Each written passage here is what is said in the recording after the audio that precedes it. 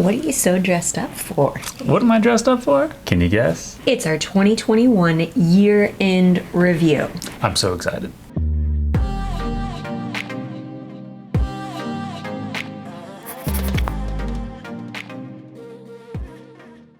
Hey guys, what's up? It's Justine with Debt Free Millennials, the channel to help you crush your debt and live payment free. This is my husband, Kyle. Cheers. So what are we drinking? All right. We are not drinking beer this time. We are drinking tequila. Tequila? Yeah. What kind of tequila? So I always go for, well, really fancy nights. Don Julio 1942. If any of you have ever watched, what's that show with The Rock on HBO that we watched? It was really good. Ballers. He drinks this stuff all the time, and it's really good. It's a fancy bottle. It's a little expensive, but I only break it out on nights when it's time to celebrate. And this is one of those times when we review our annual budget. Yes. Cheers.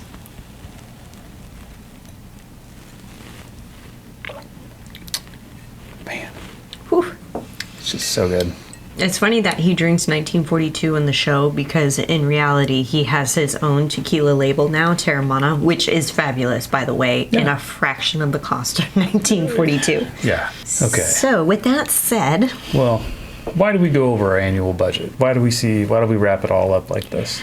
for me, it's a chance to look back and see exactly where we put our money, whether it be expenses or savings, well, both, and see exactly how much we brought in, where that money went, and to reflect whether or not where we put our money is actually something that we feel good about or something that we feel like needs some work. Yeah. Did we put our money where we wanted our money to go? Yeah. So, that'll be interesting. And so because we're so diligent with budgeting every single month, it's very easy for, me. Yeah. But like how I did that as a team player, I said we. Yeah, I know. This is great. Yeah. So because we are so diligent at budgeting every single month, it was so easy to put together the year-end review because I could pull all of the numbers from Each month. Exactly. So what we are going to show on screen, I'm going to pull it up here in a second, is our expenses in an annual viewing. So you're going to see everything and what we spent in the year 2021 all on one spreadsheet. Let's go. I haven't seen this yet, so I'm kind of excited and a little nervous because probably the best thing that happened in 2021 is our daughter was born. And I'm curious how much that has costed us or how much we've put into that. Oh, yeah. I didn't even think about that. And I mean, speaking of her birth, I mean, all of those expenses that came from her medical bills when she was born came from our health savings account. Yeah. So that's not even factored into our regular budget because we have a health savings account. If you want to check out a video all about that, I will link to it up in the cards up here for you to check out. Okay, here we are. Okay. Year-end review. Yeah. All right. Total monthly it says total monthly income. But okay, so you brought up, so our monthly average was $11,030. And on average, we had $7,000 a month in expenses. That's crazy. That's $7,000 a month to live, to maintain the lifestyle that we do. And we don't live extravagantly. That's just what it takes for a high cost of living area. Yeah. Plus, I mean, those expenses really, I should have put, oh yeah, that is true. I was going to say investing, but investing would be part of savings. Yeah. Okay, JK. So yearly, this year, after taxes, we brought in $132,370. Doesn't feel like it at all. I'm blown away by how big that number is, and then I look around at what we can afford, and I'm like, something's off here. Oh yeah, that's right. We live in San Diego, and so super expensive to live here. That's all right. Yeah. But the total expenses of $84,483. Oh my gosh. And I'm very curious. So we're going to break this out into percentages of like what went to what in those expenses. So I'm curious, should we go over the pre-tax contributions first, or should we save that towards the end? Yeah, let's do that because I have a whole pie chart. Pie charts. pie chart. Let's Right. scroll over here. Okay, so pre-tax paycheck contributions, all of the things that a W-2 earner would set aside before they actually take home their paycheck into things like insurance and investing. So because that person is this guy, Hey. then his paycheck gets the biggest hit. So because I'm self-employed, I don't take any of this money out for insurance because he covers both of us. Yeah, I got it all. So, Right, baby? I got it all. of course. Yeah. Okay, HSA, we put 5,200 in there. That's actually lower than the limit. We changed that like halfway through the year or something like that. Yes, and also I learned that because your employer also contributes to the HSA, both your employer and your contributions together has to equal the contribution max. Okay. So whatever they added into that, $1,000, $2,000, then that would have hit our max. Because I think the max for okay. family is 7,200. So this does not include company contributions. No. This is just our contributions. Mm-hmm. Got it. Yep. Disability insurance, I have no way of getting out of that. There's like no box for my employer to be like, skip this. Nope. Which I guess it's a good thing. I have no idea. But Put it seems like, $8,000 in the year for it. yeah, that seems like a lot. Dental insurance. Did you go to the dentist this year? I didn't either. I spent $1,000. No, I did. Was that this year? You went before Quinn was born. I did. So maybe you went earlier this year? Yeah. I don't know. Oh, well, I knew I was due for another cleaning when I had Quinn, and she was a newborn. I was like, no, I'm not going to the dentist. So here's what grinds But my I gears should. about the dentist. If I just want a cleaning, I can't show up at the dentist and be like, here's $40 cash. I just want a 15-minute cleaning. They will not do that, at least in San Diego, and it makes me bonkers. Any place that we go, they want you to sit down, they want you to x-ray every single tooth, they want to measure your gums, they want to do all this stuff. I'm like, I take unbelievably good care of my teeth at home. I've never had a cavity. So like, I just need someone to get the spots that I can't see. And that's just not possible here. And now I'm curious, how in the hell do poor people ever go to the dentist? If a poor person can't be like, okay, I budget $20 every 6 months to go get my teeth cleaned, like, here it is. They just can't do it. And that just blows me away. I feel kind of sad for them. Well, Anyways, that's my soapbox for get off, and we just need health care. Yeah. That's not like this. Yeah. So speaking of health care, we actually put over $6,000 towards health insurance for the year. For what we got out of it with Quinn's birth and being in the hospital extra long and all that stuff, that's really not that bad. Yeah. We're pretty fortunate to be in that boat. Like, there's a lot of people out there who have medical bills that are just putting them way under right now, and we won't get into that political discussion. So, Yeah.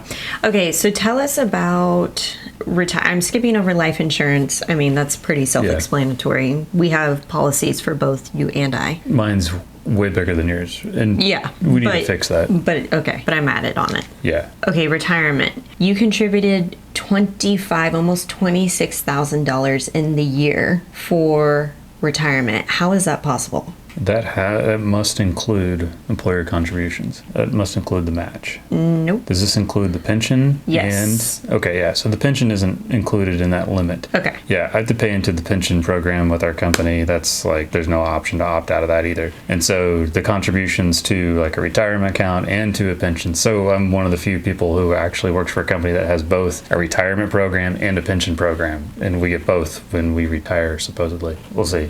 There you go. Okay, you paid $14,000 in federal tax. That's not bad. Like, Over $1,000 a month. I thought it would be a lot higher than that. California state tax, you paid $5,400. Yeah. And then Medicare, you paid, this surprises me. Medicare, you only paid $1,900. That surprises me. I thought you would pay into that a lot more. It would seem like the more money you make, the more that you would pay into that program. I don't know. I haven't really ever taught myself much about Medicare and expenses and how they fund it and all that stuff. So Okay, well, I put DFM next to federal and California taxes so that you can see how much money that I've brought in revenue-wise from my business that I had to put aside for taxes. I actually had to put in more money towards federal tax than him, and he makes more than I do. So I put, and guess what? This is only for 3 quarters. I still have the 4th quarter to pay in about a week. The self-employment tax is just mind-blowing sometimes. You got to tax it as it's coming in, and you got to tax it again as it's going out. And I consistently hear these politicians go, small businesses are the backbone of the American economy. It's like, well, how about you give them a tax break every once in a while? That'd be nice. Yeah, so I have a feeling my last quarterly payment of the year will probably be close to $8,000, if not more. Yeah. It's a champagne problem. The more money you're paying in taxes, meaning the more revenue you have. Like, at the end of the day, it's... Yeah. It's still, though... I know. It's money that's not mine, and I'm just one person. So, take a look at this chart, though. You can see exactly what's taking up most of the pie. Taxes. And it's going to the federal government. However, I am glad to see the retirement pie here. Like, is a 20%. good chunk. And you know what? My SEP IRA contributions, they are technically pre-tax, which is great. So I guess I should have included that here. Yeah, your retirement. And I contribute $1,000 a month towards that. Okay. So that's an extra 12 grand that would go towards the retirement. So, I mean, let's just do this for simplicity's sake. There we go. There we go. All right. So that's a more realistic view of our pre-tax paycheck contributions. That's pretty nice. Okay. 32% towards retirement. Cheers to that one. Yeah, that feels good. Yeah. Okay. So let's go through our normal expenses here. Yeah. Gosh, we gave somebody else $33,660 in rent this year.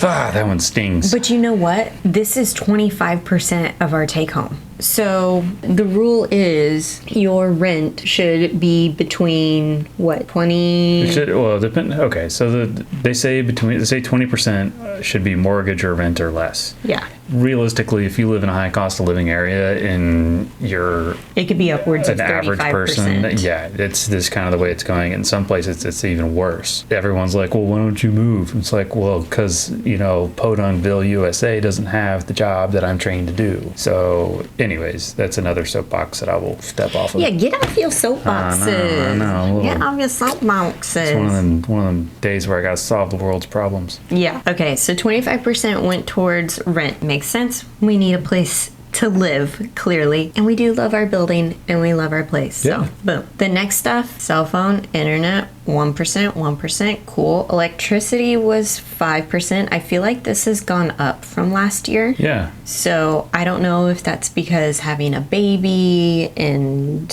we really didn't have many visitors other than our family. It was really hot this summer. Yeah. I feel like we turned on the AC earlier than normal and it ran more than normal. And yeah, having a baby, we ran it more than normal. Yes, that's true. And then we're doing her laundry on top of it, which, is another thing that takes up energy. Yeah, but wait, there, 1%. It's like, why does it say 5% and this says 5%? Got it. Electricity, 1%. Still, that seems like... I'm cool with that. All right. Okay, groceries, tequila, $6,500. We averaged $541 to eat and wipe our butts. Both involve food. Ew. For being a pandemic where we weren't going out to eat a lot and we weren't... True. We spent a lot more time in the house. We made more meals. Like when Quinn was born, we didn't really leave as much. Mm-hmm. I really am okay with that. We did more grocery delivery. Yeah. Mm-hmm. I mean, I'm okay with that. It's not like the number I want to see. But what number would you like to see? Because I've been grappling with this too. I'm like, am I okay spending that kind of money on food? Like, we need to eat. Yeah. But is that too high? Or am I just not accepting the fact that inflation has gone up this past year? We live in a high cost of living area, so naturally food is going to be a bit more expensive. I think it's a combination of all the factors. Like, we've got Quinn, it's a pandemic, inflation, like all that stuff. We don't make a lot of cheap meals that last a long time, like tuna noodle casserole. My wife makes really good honestly tuna that is casserole. Comfort food for me. Yeah, but when she makes it, we can eat on that thing for like 4 days. It's like 2 gallons of tuna noodle casserole that cost $7 to make. I was going to say 5. Yeah. And so like those kinds of meals are ones that we don't make very often.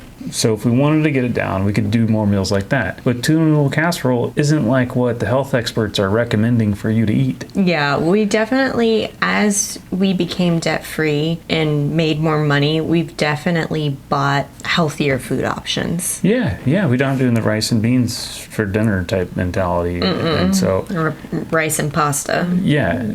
And I'm okay with it. Like, I really think if that number ballooned to like 700, I'd be like, But I think it's in the comfortable range for me. Yeah, and also now that I'm looking through our budget, alcohol says $200. Pff, we spent way more money on alcohol than $200, but that's because towards the end of our budgeting season this past year, I was like, screw it, I can't keep like looking through my receipt and adding in alcohol separately when alcohol was separate. Yeah, but now I'm like, when you go to Costco, it's all in the grocery bill. Yeah, so I just put it in the grocery. So I will say that $6,500 does also include things like wine. Well, I'm definitely liquor. okay with that then. Okay. Okay, Uncle George. Yeah. I hope he watches this. Okay, no more words to be said there. You know what's, okay, so one thing that I really like is that gas isn't even a full percentage. I know. Like, that's how little we drove because of the pandemic. Like, working from home, just going in a few times a week. We averaged $48 per month on gas. And everything in San Diego is located so close to itself. We're not driving 20 minutes to get to the grocery store like we did when we lived back in the Midwest. Like, even though the gas prices are super high out here, we still didn't drive that much. Yeah, and we drive a 2015 Subaru Forester, by the way. Yeah, so. And look, we only spent $186 on oil change and repair, which we did something. Carbon we had just like the and then we engine did like a clean flush and, thing. Anyway, we only did that once, so that reminds me, we do need to get our oil changed again. Yeah. And Subarus are one of those cars that you only have to change the oil twice a year. Yeah, 5,000 miles. Every 5,000, and we don't drive 5,000 miles in a year. Anyway, okay. I feel like for as much as we just talked about how little our car is used, $750 a year for car insurance seems high. It's really not. Okay, man. I don't shop around for car insurance. That's all you. $62.56 a month to insure it. For our one car, I'd say I'm good with that. And we have comprehensive coverage. Okay, fine. Yeah. Okay, let's keep rolling because we're not even out of fixed and... That's okay. We're going through our budget. Okay. Childcare is the number that's jumping out right now. Yeah, and we didn't start childcare until July, and that was only part-time. So that was only half the year. It's going to be a lot higher in 2022. Is it worth it? It's a tough question. Like, we have a nanny. Right now in San Diego, it seems like daycares are closing every other week because some kid comes in whose parent has gotten COVID. So to like put your kid in a daycare, to pay for the daycare, and then have to still sit at home and that stuff, it just doesn't seem worth it. So we have a nanny right now, and we love our nanny. Our nanny is amazing. Amazing. She's Mary Poppins. Yeah, and Quinn loves her. And so I think it's worth it. But if you're talking about what is she going to be like as an adult because we had a nanny or she's in daycare, I really don't think that there's any difference in the long run from that perspective. Well, okay, yeah. So I see what you're saying. Yeah, it depends on... Anyways, yes and no. Let's keep going. All right, let's go to fun. I could do a whole video on that, but let's keep going. Okay, restaurants. How are you feeling about this? 3% went towards eating out, over $300 per month. So we did a lot of this thing where on Friday nights we forced ourselves to go find a happy hour just to get out of the house while Quinn was still not walking or crawling, and that was great. Like, I really enjoyed that because we're probably not going to do that this next coming year. Yeah. Because she's so mobile now. Yeah, so if you look at like $50 on a Friday night for a happy hour, and then maybe $50 again on Saturday or Sunday night for more takeout, so you're looking at $100 a weekend. That'd be $400 a month, and we're under that on our monthly. So I'm like, okay, it's not bad. So I really am okay with that number because I don't look back at my restaurant experiences and being like, oh, that was terrible. Why did we do this? So I'm okay with it. Me too. I mean, I really focus on making meals at home Monday through Thursday. And then by the time Friday rolls around, I'm like, I need a break. I need something easy. And so ordering takeout or doing our happy hours is kind of like my little break. Even though I love to cook, it's just like Yeah. Friday nights is a rule where we're just like, all right, eat It gives out. me a break because I do all the dishes, and then I don't have to do the dishes, and I don't like doing the dishes. It's a win-win. So It's a win-win. Okay, shopping was about the same, that's fine. and that was mainly Target and Amazon stuff. Yeah. Your clothes, you spent $77 in the year on clothes. And by you, I mean me. I'm the one who buy you clothes. Simple guy. And I spent $400 on my clothes. Okay. Anyways. Yeah, that's amazing. I'm very happy with that number. I think that's great. It ain't no $77 though. No. But I like clothes more than you do, so Yeah.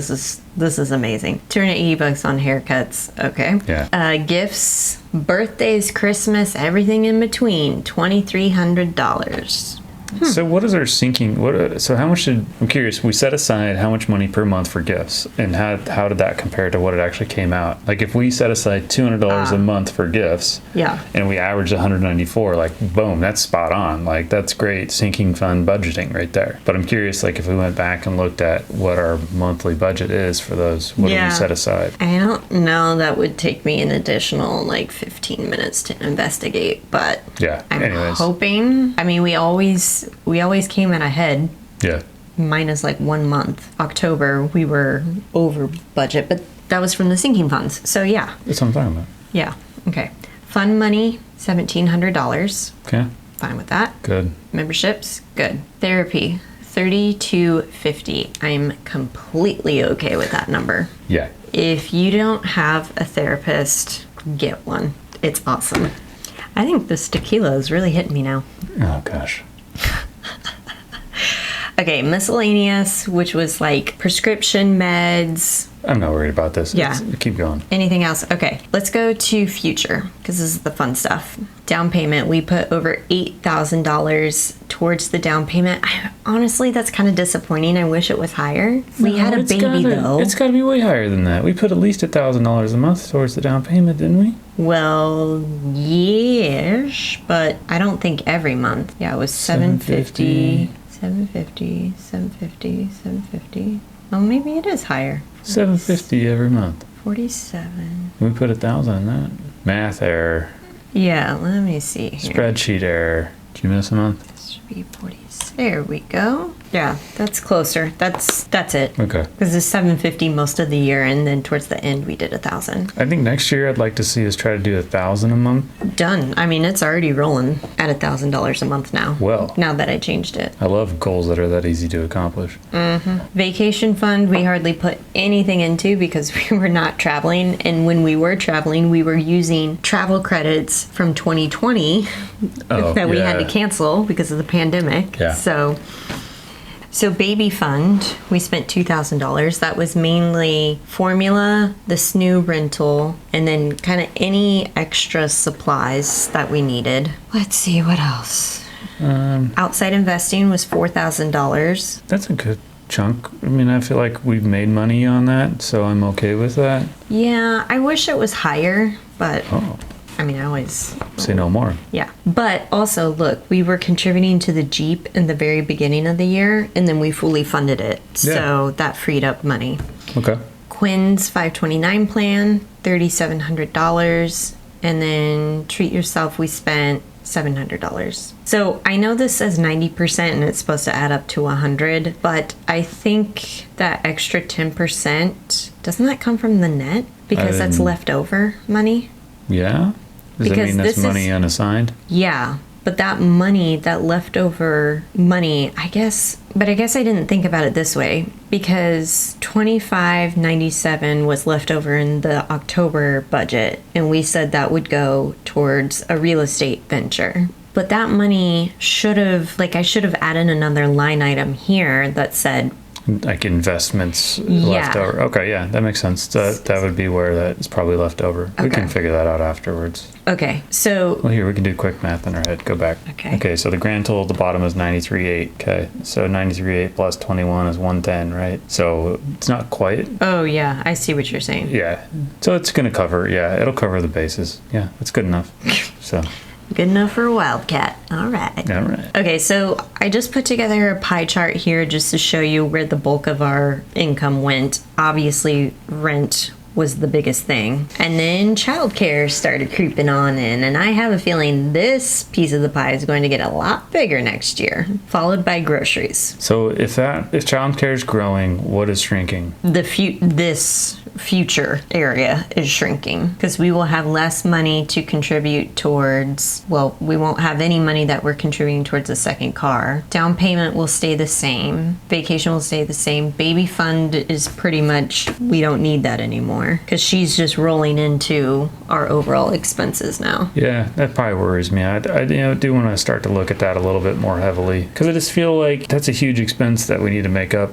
Something's got to give. Like, we're also making more money this year than we did in the past, and so I feel like with that increase, if we can maintain and make sure that we are staying on top of things like groceries, restaurants. I think one of the things, we haven't talked about this yet, we are doing a year-end review, like doing this whole template that our friend sent to us online and trying to come up with New Year's resolutions. And I think one of the things that I want to focus on is more intentional spending. I feel like I kind of got caught up in just being like, oh, I have a gift card for here and a gift card for there, and I'll just spend whatever.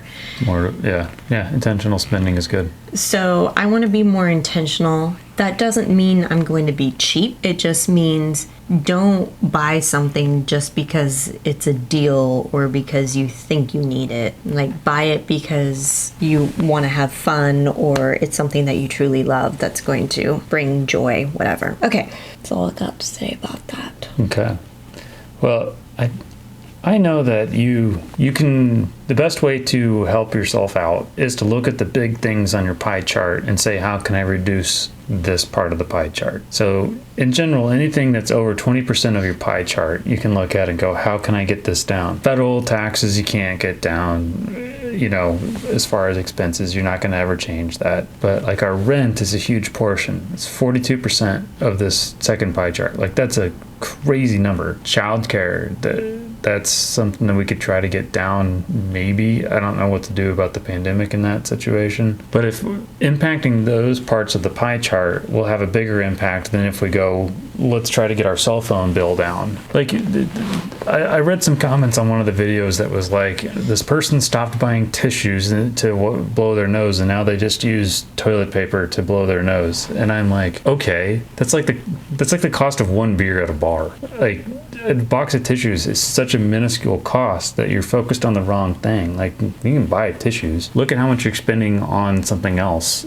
that is way higher or way larger percentage of your pie. Yeah, I mean, I can see that. And also, if, they're saying, okay, I stopped buying tissues and paper towels and, all these other things that add up. Yeah, the sum of a lot of small things equals a large thing. Absolutely, yeah. I can totally agree with that. Anyway. So, anything that jumps out to you? That good, bad, ugly? I liked our retirement part. I like that. Yeah, our pre-tax retirement contribution was amazing. I think now that we have a baby, we have a kid, it's going to be a balancing act of taking care of her immediate needs, which she absolutely needs childcare. I mean, what? There's plenty of homeless people. We're gonna just go get one of them. Regardless of whether or not we have a nanny or we put her in daycare, that's going to be an expense. So taking care of those immediate needs, and then also taking care of future needs. Okay. And making sure that we are putting money towards our future. Intentional spending again. Intentional spending, exactly. And so that's kind of what I wanted to focus on this year. Making sure that I'm spending. That'll be our 2022 financial theme, intentional spending. Boom, done. Love it. Love you. I'm proud of us. We did all of that in the same year that we had our first baby. Yeah. I mean, that's kind of cool. That is cool. I mean, we can sit here and pick apart our spending habits and whatnot, but we did all that while having our first baby in a pandemic and being away from our families. Like, our parents don't live anywhere close to us. It's been a good year, babe. Love you. Love you. All right, you guys, that's a wrap on 2021. Here's to 2022, making good financial habits and drinking good tequila. I hope you're sitting down with your significant other doing the same thing. It's a good conversation to have. Maybe it's over beers. Maybe it's over a pretzel at happy hour. Either way, here's to 2022. Thanks for watching, y'all. See ya.